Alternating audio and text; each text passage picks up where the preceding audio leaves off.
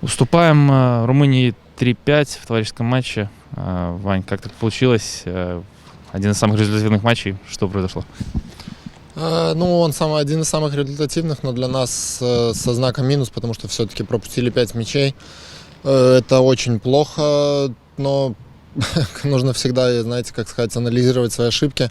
В этой игре мы пропустили 3 гола со стандартов. Когда ты пропускаешь со стандартов, это потеря концентрации где-то в каких-то ключевых эпизодах. Все-таки у нас в команде высокие футболисты, достаточно хватает, и пропускать 3 мяча со стандартов, в частности с угловых, как бы не должны, это однозначно.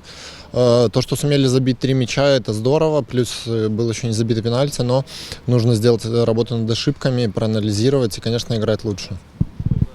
Первая игра с капитанской повязкой, и как это повлияло? Конечно, это очень ответственно. Я очень благодарен тренерскому штабу, что доверили мне капитанскую повязку. Конечно, я расстроен, что так сыграли. Хотелось, конечно, победить, но это футбол, бывает и такое, поэтому нужно, я повторюсь, нужно делать выводы, двигаться дальше. Поэтому у нас через 4 дня игра со сборной Литвы.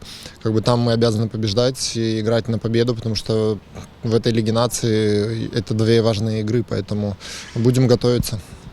Сегодня у тебя 38-й матч за национальную сборную. По этому показателю догоняешь, получается, Александра Хацкевича, человека, который тебя впервые вызвал в эту команду. Что думаешь по этому поводу, или это просто цифры? Конечно, это очень приятно. Все-таки, да, догоняю Александра Николаевича. Все-таки это тренер, который для меня очень многое сделал. Впервые вызвал меня в национальную сборную.